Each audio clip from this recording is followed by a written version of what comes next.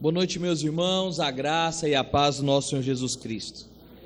Graças a Deus, mais uma vez na santa casa do Senhor, para poder exaltar e glorificar o seu santo nome. Para tanto, convido os irmãos para abrirem as suas Bíblias em Romanos, capítulo 7. E a nossa porção dessa noite será todo o capítulo, entendendo que a temática dessa perícope, ela vai desde o trecho que trabalhamos domingo passado, do versículo 15 do capítulo 6 até o versículo 25, finalizando o capítulo 7, onde Paulo vai enfatizar acerca da lei do Senhor. Romanos 7, e assim o Senhor nos instrui na sua santa palavra.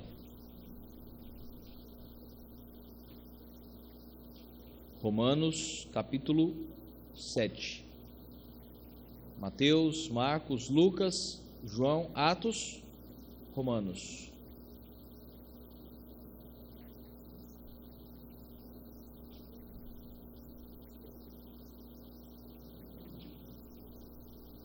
Vamos para cá um pouquinho.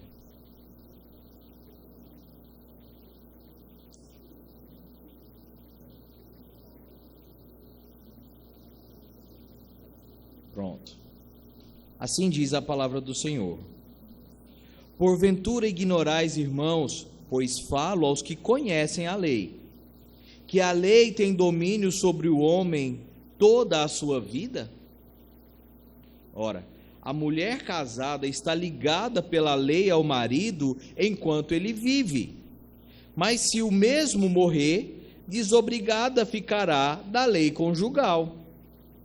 De sorte que será considerada adúltera se, vivendo ainda o marido, unir-se com outro homem. Porém, se morrer o marido, estará livre da lei, e não será adúltera se contrair novas núpcias. Assim, meus irmãos, também vós morrestes relativamente à lei, por meio do corpo de Cristo, para pertencerdes a outro, a saber, aquele que ressuscitou dentre os mortos, a fim de que frutifiquemos para Deus. Porque quando vivíamos segundo a carne, as paixões pecaminosas, postas em realce pela lei, operavam em nossos membros, a fim de frutificarem para a morte. Agora, porém, libertos da lei, estamos mortos para aquilo a que estávamos sujeitos, de modo que servimos em novidade de espírito e não em caducidade da letra. Que diremos, pois? É a lei pecado? De modo nenhum. Mas eu não teria conhecido o pecado, senão por intermédio da lei. Pois não teria eu conhecido a cobiça, se a lei não dissera, não cobiçarás. Mas o pecado, tomando ocasião pelo mandamento, despertou em mim toda sorte de concupiscência, porque sem lei está morto o pecado. Outrora, sem lei eu vivia, mas sobrevindo o preceito, reviveu o pecado e eu morri. E o mandamento que me fora para a vida, verifiquei que este mesmo se me tornou para a morte. Porque o pecado, prevalecendo-se do mandamento, pelo mesmo mandamento me enganou e me matou. Por conseguinte, a lei é santa, e o mandamento santo e justo e bom. Acaso o bom se me tornou em morte? De modo nenhum. Pelo contrário, o pecado, para revelar-se como pecado, por intermédio de uma coisa boa, causou-me a morte, a fim de que pelo mandamento se mostrasse soberanamente maligno. Porque bem sabemos que a lei é espiritual, eu todavia sou carnal, vendido à escravidão do pecado. Porque nem mesmo compreendo o meu próprio modo de agir, pois não faço o que prefiro e sim o que detesto. Ora, se faço o que não quero, consinto com a lei que é boa. Neste caso, quem faz isso já não sou eu, mas o pecado que habita em mim. Porque eu sei que em mim, isto é, na minha carne, não habita bem nenhum, pois o querer o bem está em mim, não porém o efetuá-lo. Porque não faço o bem que prefiro, mas o mal que não quero, esse faço. Mas se eu faço o que não quero, já não sou eu quem o faz, e sim o pecado que habita em mim. Então, ao querer fazer o bem, encontro a lei de que o mal reside em mim, porque no tocante ao homem interior, tenho prazer na lei de Deus, mas vejo nos meus membros outra lei, que guerreando contra a lei da minha mente, me faz prisioneiro da lei do pecado que está nos meus membros. Desventurado homem que sou, quem me livrará do corpo dessa morte? Graças a Deus por Jesus Cristo nosso Senhor. De maneira que eu, de mim mesmo, com a mente sou escravo da lei de Deus, mas segundo a carne, da lei do pecado. Amém. Que a graça do Senhor nos dê a iluminação necessária para que possamos compreender e aplicar as verdades do Evangelho. Amém. Dentro da providência do Senhor, convergimos em uma sequência de estudos ou de falas acerca da lei. Domingo passado falamos e tratamos acerca dessa lei. Aqueles que tiveram a oportunidade de estarem conosco festejando o aniversário da SAF em Ipirá, também falamos acerca da lei. Hoje pela manhã falamos acerca da lei através da justificação. E mais uma vez, Paulo, exortando a igreja, vai outra vez reforçar aquilo que ele deu início no capítulo anterior. E agora então nós temos aqui dado aos nossos olhos a prescrição clara que, unidos em Cristo na vida, nós somos libertos do jugo da lei. Assim, meus irmãos, Paulo, dentro desse grande escopo, falando acerca da justificação pela fé, ele vai reforçar 3 grandes temas que ele já vem tratando desde o capítulo 1, onde ele fala acerca de paz que vem pela justificação, quando ele vem falar acerca da santidade, e agora também quando ele fala acerca da liberdade que a justificação pela fé produz. O Salmo 119, ele nos relembra muito bem acerca da lei do Senhor, salmo cujo qual nós temos lido de forma sistemática. Mas no Salmo 119, no versículo 18, ele vai dizer: desvenda os meus olhos para que eu possa ver as maravilhas da sua lei. Não satisfeito, no versículo 97, quanto amo a tua lei, é minha meditação todo dia. No versículo 136, torrentes de águas nascem de meus olhos, porque os homens não guardam a tua lei. E no versículo 165, grande paz tem os que amam a tua lei, para eles não há tropeço. O salmista aqui, ele trata a lei de Deus como um ato de sabedoria. E talvez seja um conselho que a sua mãe tenha lhe dado na infância, seja um conselho que sua mãe tenha lhe dado ainda hoje, que nós devemos ser sábios, e todos aqueles que observam a lei, aqueles que seguem a lei não precisam temer. A minha dizia isso: se você fizer tudo certo, a polícia nunca vai te parar. Mas graças a Deus até aqui estava tudo certo. Quando nós observamos a lei e a cumprimos com rigor, não há nada de que possam imputar a nós, nenhum tipo de transgressão. Podemos até ser cidadãos totalmente competentes, cidadãos exemplares, mas quando se trata da lei do Senhor, como visto pela manhã, infelizmente, por conta do pecado, nós não somos eficientes. Nós não podemos cumprir essa lei com perfeição. E como é que essa lei, então, ela pode ter algum tipo de eficácia nas nossas vidas? A partir do momento que somos unidos a Cristo. É a partir desse exato momento em que a justificação é estartada nas nossas vidas, é então que a lei ela começa a ter sentido. Porque para o mundo, olhar para a lei do Senhor é viver uma vida de escravidão, é viver uma vida de retenção, de privações, porque o que o mundo quer é satisfazer as vontades da sua carne. Então, nos 6 primeiros versículos aqui listados, ele vai nos ensinar acerca dessa união com Cristo.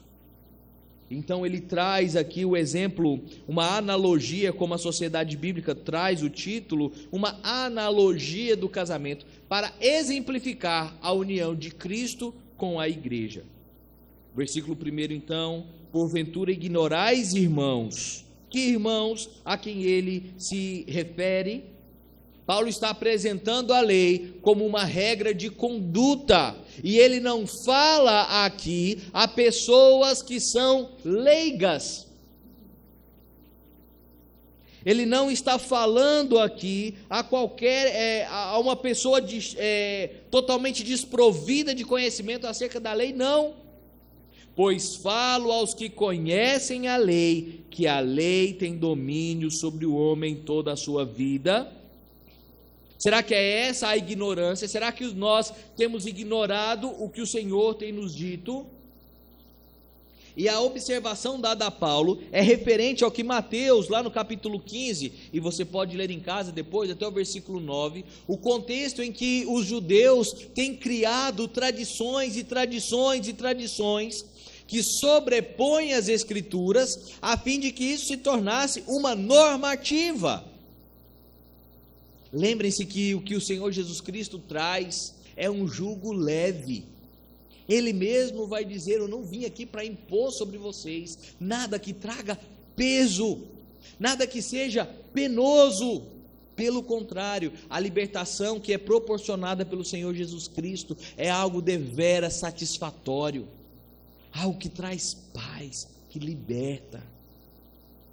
É uma paz tamanha que nós podemos entender o versículo quando diz que todas as coisas nos são lícitas. Que maravilha, meus irmãos! Eu, à luz das Escrituras, posso tudo! E agora sim, o slogan da Disney faz sentido: você pode ser o que quiser. Se não fossem palavras de Satanás ali, na televisão, com aqueles maravilhosos desenhos coloridos e bonitinhos, mas se essas fossem palavras do apóstolo Paulo, por exemplo, você pode ser o que quiser, desde que não desagrade a vontade do Senhor, porque essa é a liberdade que eu tenho, de fazer tudo o que eu quero, de fazer aquilo que está no meu coração de vontade a fazer, uma vez que o meu coração é transformado, uma vez que a minha vontade agora é cativa à lei do Senhor, e por isso todas as minhas vontades estarão condizentes com aquilo que eu tenho vivido, que é o Evangelho na minha vida. Sendo assim, partindo dessa premissa, com certeza eu vou poder fazer aquilo que o meu coração desejar, porque ele estará debaixo da lei do Senhor. Não como um fardo, não como uma imposição, mas como um servo voluntário.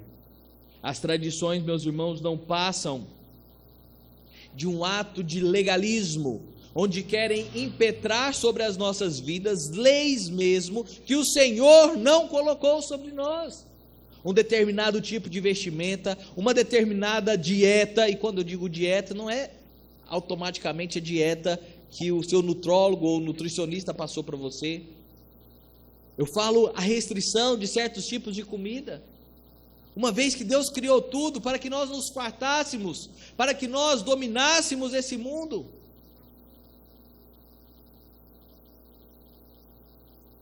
Paulo está se dirigindo a pessoas que tinham conhecimento, experimentação de que a lei é boa.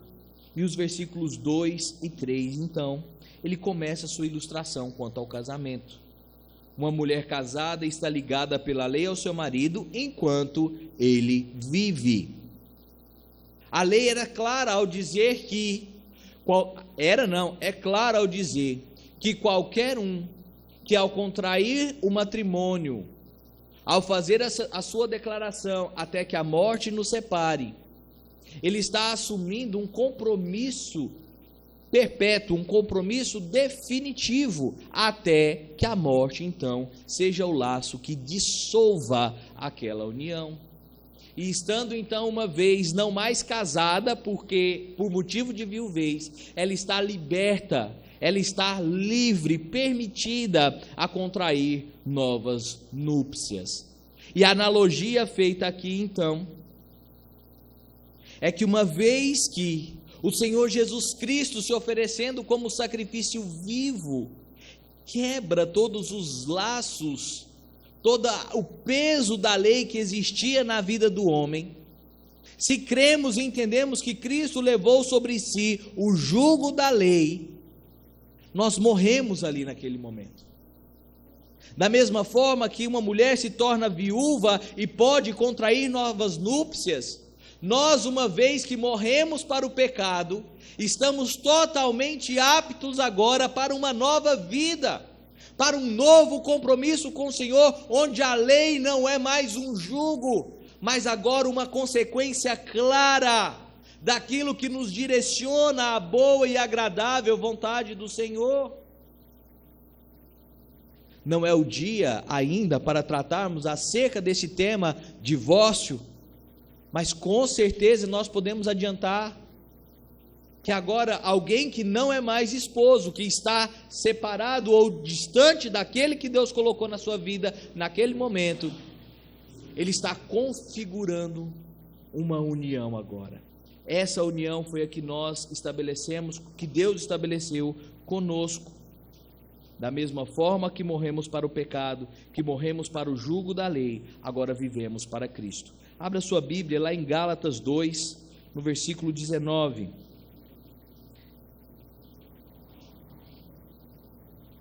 Gálatas 2, versículo 19, Paulo falando aos Gálatas, ele diz assim, Gálatas 2, versículo 19, um pouquinho para frente de Romanos.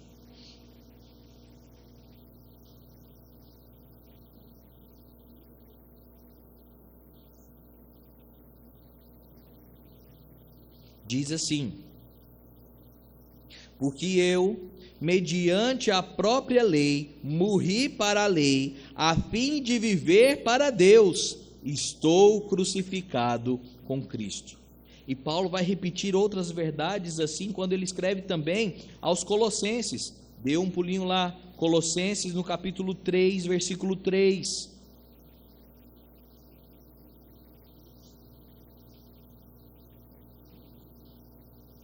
Porque morrestes e a vossa vida está oculta juntamente com Cristo em Deus.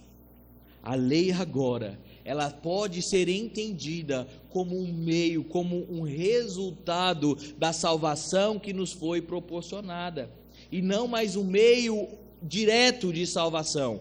Cumpra a lei e será salvo. Já imaginou se estivéssemos presos a essa condição? A mesma condição que você coloca ao seu filho durante o almoço, você só vai comer a sobremesa se você comer toda a verdura. Ô tristeza que era isso. É triste, não é? Mas coma a si mesmo. E sua mãe mandar, coma 2 vezes. E se não comer, que ela lhe discipline com cinto, para a glória do Senhor. Essa condição que nos coloca e que é penosa, tem que comer a verdura, tem que comer aquilo que não quero. Isso parece então danoso. Se essa fosse a nossa condição, meus irmãos, já pensou como seria se a cada vez que olhássemos para a lei, para o decálogo do Senhor, para o Salmo 119, para o Salmo 19, para todo o livro de Deuteronômio, para todo o livro de Êxodo, de Números, de Levítico, e víssemos ali então Deus falando com o povo e expressando a sua vontade? Seria mais penoso do que acordar na segunda-feira para trabalhar. Eu tenho que cumprir o mandamento, porque senão eu não serei salvo. Mas agora, uma vez que nós somos livres desse jugo, uma vez agora que não depende mais da nossa ação em obter a salvação, agora eu posso olhar para essa lei e dizer: graças a Deus, porque eu posso conhecer a lei do Senhor. Graças a Deus, porque não depende da minha vontade para ser salvo, mas extraordinariamente da vontade do Senhor. E o versículo 4, então, exemplificando isso, vai dizer: assim, meus irmãos, também vós morrestes relativamente à lei, por meio do corpo de Cristo, para pertencerdes a outro, a saber, aquele que ressuscitou dentre os mortos, a fim de que frutifiquemos para Deus. Aí vem o versículo 5 e 6, porque quando vivíamos segundo a carne, as paixões pecaminosas postas em realce pela lei, operavam em nossos membros a fim de frutificarem para a morte. Agora, porém, libertos da lei, estamos mortos para aquilo a que estávamos sujeitos, de modo que servimos em novidade de espírito e não na caducidade da letra. Nós vivíamos como escravos. E falando com os irmãos acerca de como os escravos viviam, inclusive de como a aguardente, ela ganhou as proporções que ganhou por conta do processamento do açúcar. Nós vemos que o escravo, no perfil que nós tínhamos no Brasil, era de opressão, de dor, de castigo. E mesmo em um contexto menos agressivo, quando olhamos para o povo de Israel cativo no Egito, e quando o faraó se enfurece contra o povo, dobra a carga horária daquele povo, aquilo era algo totalmente degradante, algo que trazia sofrimento. Mas agora, unidos uma vez por todas em Cristo Jesus, o que nós conquistamos, o que nós alcançamos é alegria, satisfação e serviço ao Senhor. E ele é enfático ao dizer: agora, porém, livres do jugo da condenação. Porque se isso estava ou esteve em nossas mãos, era certo a nossa destruição. E certamente nós não teríamos chance alguma. Mais uma vez, então, unidos com Cristo, participantes agora da sua santa vontade, somos libertos desse jugo da lei, e é o que nós observamos no versículo 7 em diante, até o versículo 13. Que diremos, pois? É a lei pecado? De modo nenhum. Mas eu não teria conhecido o pecado, senão por intermédio da lei, pois não teria eu conhecido a cobiça, se não dissera: não cobiçarás. Como nós não acreditamos em coincidência, como nós cremos diretamente na providência do Senhor, qual foi a pergunta dessa manhã na escola dominical do nosso breve catecismo? O que é o pecado? Não foi programado, mas caiu certinho. E o que é o pecado? É tudo aquilo que desagrada ao Senhor, tudo aquilo que transgride a boa lei do Senhor. E qual a função dessa lei então? Se essa lei não é pecado, se agora eu sou liberto dessa lei, mas tenho satisfação nela, qual a função dessa lei na minha vida? Então nós recorremos ao nosso catecismo maior, na pergunta 95, e ela explica qual a serventia dela. A lei moral é de utilidade a todos os homens, para os instruir sobre a natureza e vontade de Deus e sobre os seus deveres para com Ele,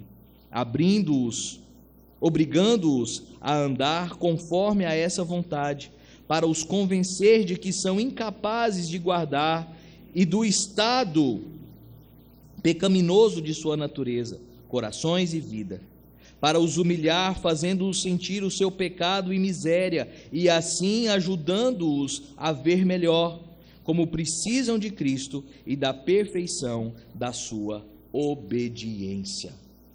Essa é a função da lei, é mostrar quão miseráveis nós somos, é mostrar toda a nossa dependência ao Senhor e nos exemplificar que a lei é a vontade de Deus expressa nos nossos corações, e é por isso que nós devemos ter prazer e satisfação nela.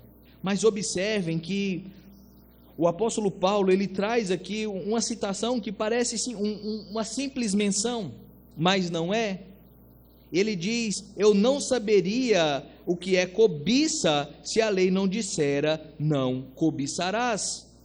E pode ser um direcionamento claro aqui à raiz do pecado. Se nós olharmos acerca da cobiça e fizermos um tour pelo Antigo Testamento, nós vamos ver que lá em Gênesis 3, do versículo 6, o desejo pelo fruto proibido. Nós vamos ver em Gênesis 37, 4, o desejo, a cobiça dos irmãos quanto à túnica de José. Em Josué 7, 21, nós vamos ver Acã cobiçando os utensílios proibidos. 1 Reis 21, Acabe desejando a vinha que não lhe pertencia. Em 2 Samuel 13, o desejo incestuoso de Amon. Então, quando Paulo está aqui citando este mandamento, o 10º mandamento, não é por acaso, é um dos pecados mais antigos, é o mandamento quebrado de forma mais expressiva nas Escrituras, como falamos pela manhã, porque Adão e Eva comeram do fruto proibido. Hã? Você estava na aula, por isso que você não sabe. Adão comeu do fruto proibido e alguns poderiam então dizer: pastor, é porque eles estavam em um lugar perfeito, e aquele fruto perfeito despertou as lombrigas de Adão, e ele ficou tentado a comer o fruto. Pense no seu fruto preferido, seja uma maçã, uma tâmara, seja uma bela melancia, seja uma jaca, que eu acho que não, ou uma graviola, que também é feia na sua aparência, mas pense em uma fruta bela, e aquilo provavelmente era o fruto mais lindo. Mariclésia postou uns caju desse tamanho na internet essa semana, lindos, maravilhosos, de dar água na boca. Imaginem, meus irmãos, aqueles cajus no jardim do Éden, perfeitos, suculentos. Nós não sabemos qual era o fruto em si, mas de fato não foi a aparência do fruto, não foi o odor, não foi a facilidade para pegar, foi a cobiça que levou Adão e Eva a comerem daquele fruto. Porque ao dilubriar, a serpente torna a Eva e diz: olha, deixa eu te falar um negócio, Deus só falou para vocês não comerem porque Ele não queria que vocês fossem iguais a Ele, porque se vocês comerem, vocês não vão morrer, mas vocês serão como deuses. Foi por isso que eles comeram, porque eles cobiçaram o poder e a autoridade do Senhor, eles cobiçaram ser como Deus, e por isso comeram daquele fruto. E muito provavelmente por isso Paulo está lembrando-nos aqui acerca do pecado e o que a quebra do 10º mandamento acarreta nas nossas vidas. Eu não preciso nem falar aqui do exemplo de Davi. O Catecismo de Heidelberg, na pergunta 111, diz assim: o que o 10º mandamento requer de nós? Jamais pode surgir em nosso coração o menor desejo ou pensamento contra qualquer mandamento de Deus. Pelo contrário, devemos sempre de todo o coração odiar todos os pecados e amar toda a justiça. Será que é assim que temos vivido, meus irmãos? Amado mais a justiça? Ou temos nos alegrado com as injustiças desse mundo? E então vem o versículo 9 e traz mais um tempero a essa ideia sobre o pecado. Outrora, sem lei eu vivia, mas sobrevindo o preceito, reviveu o pecado e eu morri.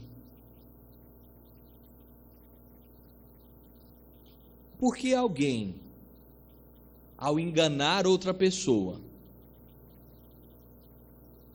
enganá-la e dilubriá-la e tomar o seu dinheiro de forma traiçoeira, porque essa pessoa pode incorrer, ela pode ser presa, porque ela quebra um dos artigos do nosso Código Penal, 171. Ele enganou, fugiu a palavra. Ele gerou estelionato. E como é que alguém pode ser condenado por estelionato? Só pode haver sentença uma vez que houver uma lei. Nós só sabemos que estamos infringindo a vontade de Deus porque a lei existe. E Calvino não perde tempo, escreve acerca disso dizendo: quando eu pecava, desvencilhando-me do conhecimento da lei, meu pecado que eu deixava de perceber era tão próprio para me embalar e me fazer dormir, que até parecia estar quase morto. Em contrapartida, uma vez que não me considerava um pecador, vivia satisfeito comigo mesmo, supondo que estava vivo. Olha o que Calvino quer dizer.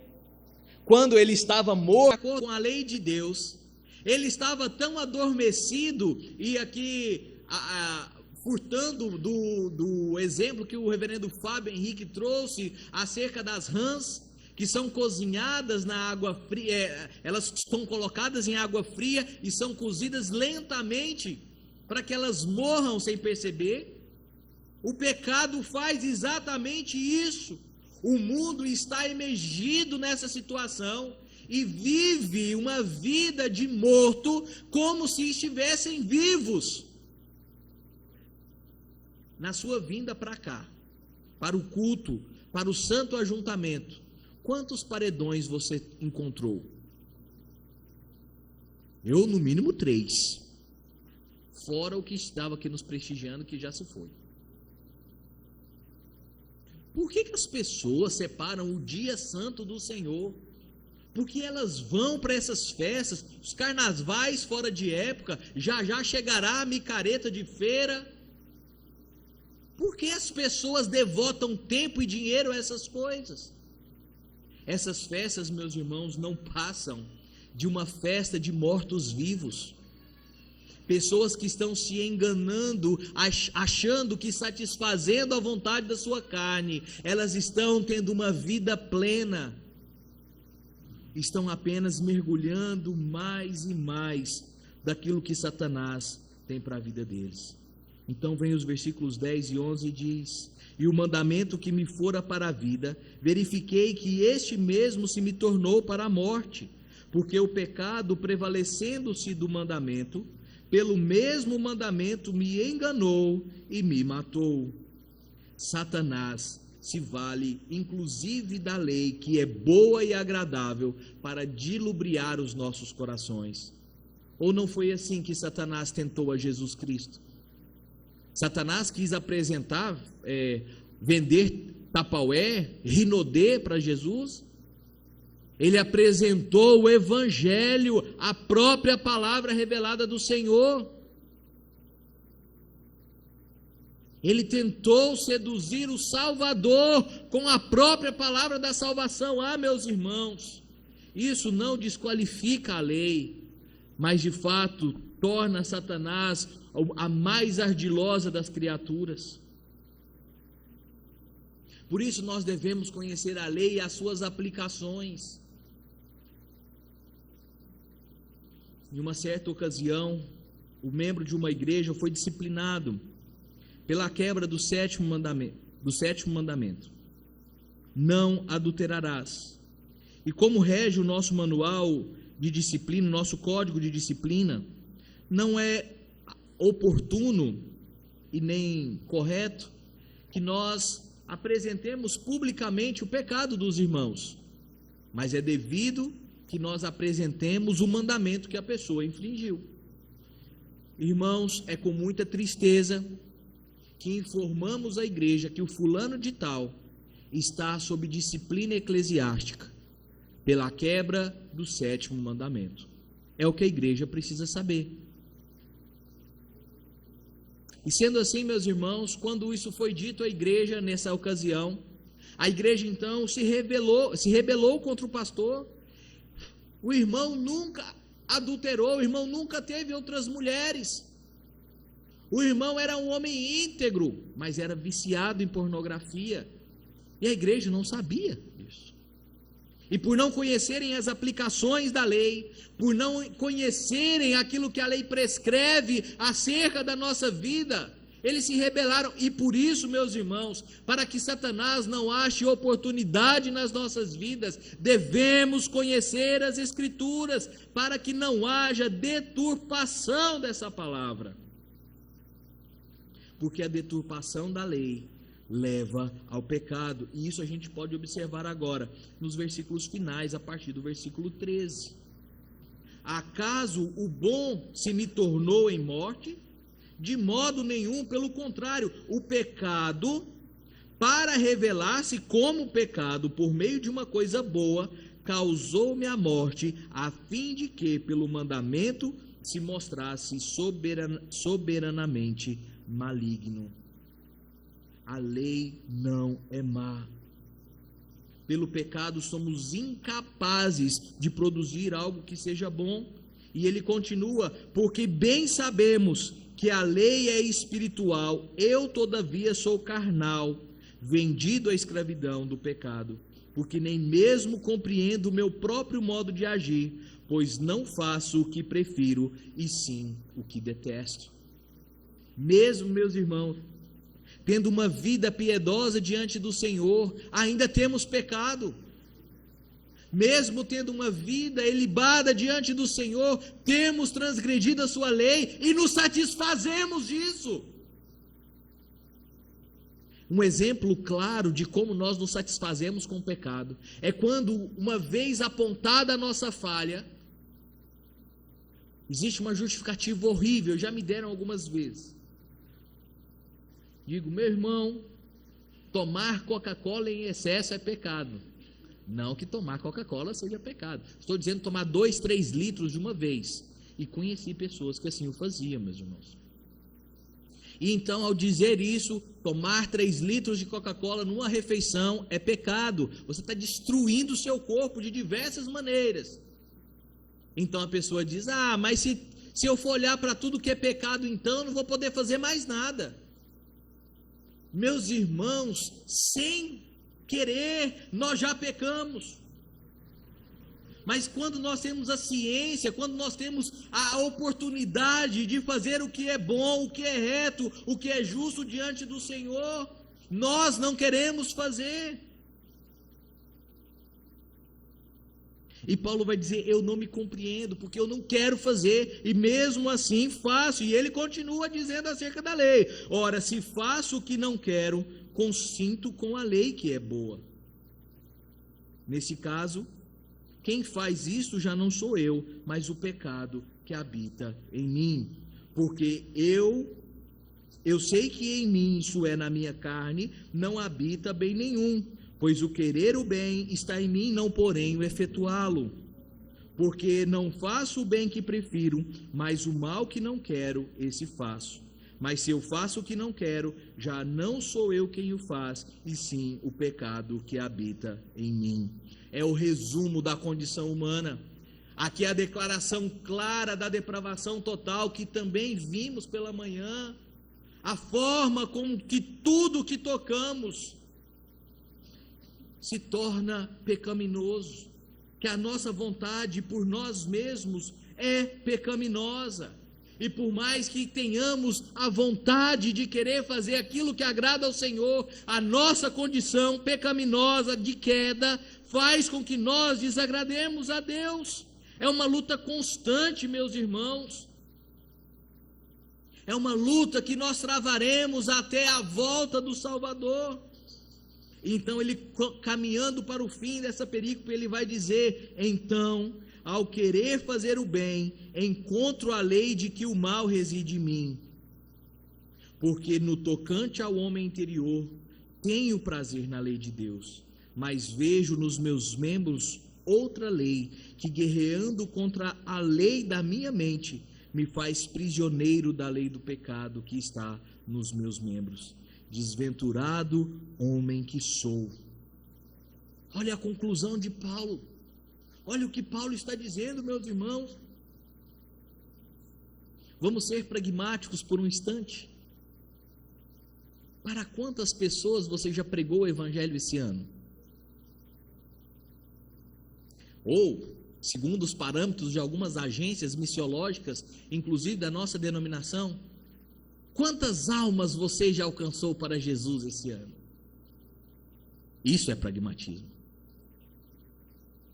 Isso, se fosse mensurado e se isso tivesse algum valor real para boas obras, e se isso fosse comparado com o que Paulo fazia na sua época, com menos informação, com menos tecnologia, com menos recurso, com menos dinheiro do que nós temos hoje, comparado proporcionalmente com aquilo que Paulo fazia, se Paulo diz, desventurado o homem que sou, o que sobraria a nós? O que restaria a nós, meus irmãos, que em uma luta constante contra o pecado, em uma luta constante em agradar a Deus, mesmo uma vez estando unidos a Cristo, mesmo agora sendo libertos do pecado, ainda somos escravos voluntários. Eu me voluntario para pecar. Nós lutaremos contra a nossa carne até o momento em que o ápice da nossa esperança eclodir. E qual é essa esperança, meus irmãos? Ela nos é dada aqui no final do versículo 24 para o 25. Quem livrará o corpo? Quem livrará do corpo desta morte? Aonde está a esperança?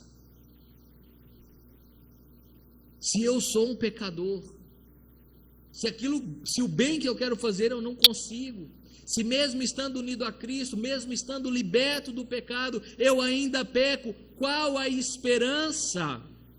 O que nos resta? E Paulo responde, no versículo 25, graças a Deus por Jesus Cristo, nosso Salvador, nosso Senhor. De maneira que eu, de mim mesmo, com a mente, sou escravo da lei de Deus, mas segundo a carne, da lei do pecado. A declaração de Paulo em que agora, reconhecendo a nossa miserabilidade, reconhecendo toda a distância entre a justiça de Deus e as nossas ações, resta-nos descansar na obra salvadora do Senhor Jesus Cristo, que se entregando como sacrifício vivo naquele Calvário, proporcionou justificação, aquilo que passamos uma hora pela manhã falando, explicando e dizendo o quão porcos nós somos, mergulhados na imundície do pecado, e vem Jesus e nos dá suas vestes limpas, e nos torna então habilitados a estar na presença do Senhor, ainda impuros, ainda miseráveis, mas agora justificados debaixo da mediação do Senhor Jesus Cristo. Essa é a nossa esperança, é nisso que nós descansamos, porque a união de Cristo com a igreja proporciona a libertação da lei, proporciona a libertação do pecado, para que nós pudéssemos ter o quê? Vida, e vida em abundância. Glórias ao nome do Senhor, porque uma vez que nos salvou, uma vez que nos tirou daquele grande chiqueiro, nos tornou agora filhos de porcos imundos e megidos no lamaçal do pecado, feitos agora filhos, co-herdeiros com Cristo para a salvação. Algo que ficará claro no decorrer do pensamento de Paulo no capítulo 8, a partir do versículo 12. E se Deus nos der a graça, daqui a uns domingos nós chegamos lá. Mas por ora, devemos reconhecer que somos dependentes da obra do Espírito Santo nas nossas vidas, para que a lei seja cumprida para a glória do Senhor, e exclusivamente para esse fim, porque no que toca à nossa salvação, a morte e ressurreição do Senhor Jesus Cristo, através desse memorial, foi mais do que eficaz para nos produzir a salvação. Que o Senhor nos dê paz e descanso acerca da sua lei, e que jamais nos esqueçamos que fomos unidos a Cristo para sermos libertos do jugo da lei e aguardar, descansar e ter esperança na volta do Messias. Amém.